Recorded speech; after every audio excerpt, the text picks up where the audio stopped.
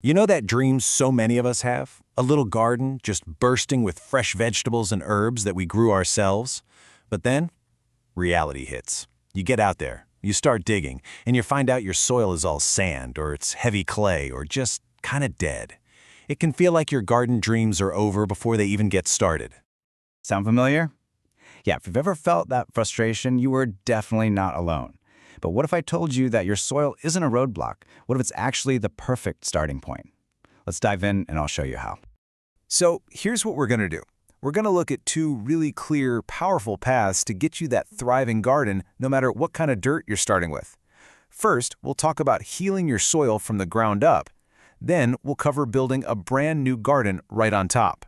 After that, we'll help you figure out which path is right for you and, most importantly, how to take that exciting first step. So what do we even mean by poor soil, right? Is it that sandy stuff where water just runs right through? Or is it that super dense clay that basically turns into concrete? A lot of the time, it's just soil that's missing all those vital nutrients that plants are hungry for. And trying to grow anything in it can feel like a total uphill battle. And this is the really good news. Your soil isn't the end of the story, not even close. It's just chapter 1. We're going to look at two totally different but equally amazing ways to get you from struggling with your garden to absolutely succeeding. Okay, our first path is all about patience and working with the natural world.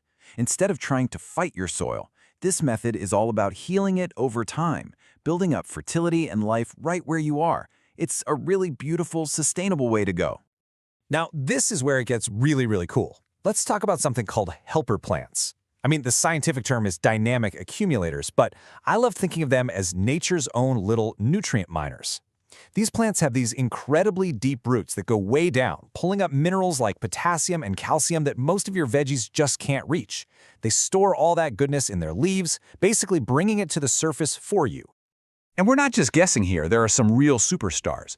Research from an organization called SAR, that's Sustainable Agricultural Research and Education, has pointed out some incredible performers. You've got Russian comfrey, which is just a powerhouse you can harvest up to 5 times a season. Or stinging nettle, yeah, the weed. It actually thrives in poor soil and can produce yields more than double what's typical. And lamb's quarters is another amazing one for pulling up lots of potassium. So, how do you get all those amazing nutrients into your garden? It's so simple, you're going to love this. It's called the chop and drop method. You just let these helper plants grow, and then, right before they flower, you chop them down and let the leaves and stems fall right onto the soil. They break down and create this incredibly rich mulch that just feeds your soil year after year. But what if you're thinking, I don't have years to wait. I want fresh tomatoes like this summer. I get it. And that brings us to our second path, the instant solution of building a whole new garden from scratch. Here's the big secret for this method.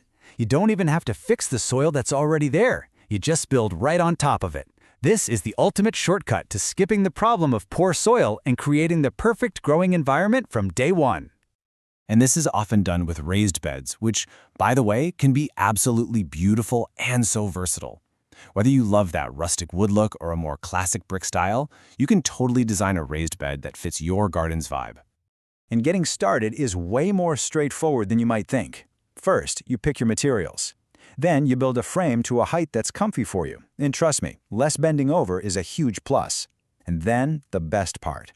You fill it with a perfect, fluffy soil mix that's custom-made for whatever you want to grow. You can literally start planting that very same day. Okay, so we've got two fantastic options.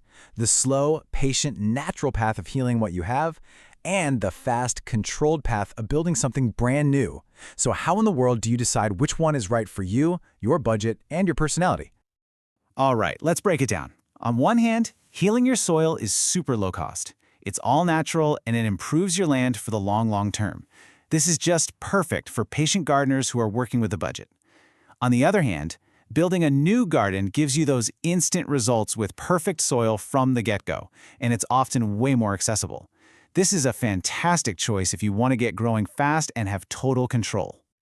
So whether you choose to heal or to build, the most important part of this whole journey is just getting started. Don't let the idea of a perfect garden stop you from having your garden. Because really, at the end of the day, the best method, the best soil, the best plants, none of that matters if you never get started. The absolute best way to grow your own food is simply to begin. And that really just sums it all up, doesn't it? These methods, they're practical solutions, for sure. But they're also so much more. Every single seed you plant is a step toward better health, a deeper connection to nature, and that simple, profound joy that comes from watching something grow. So let's just forget about the obstacles for a second. Whether you start by planting a few of those helper plants or by sketching out your very first raised bed, you're on your way. The only real question left is, what are you going to grow first?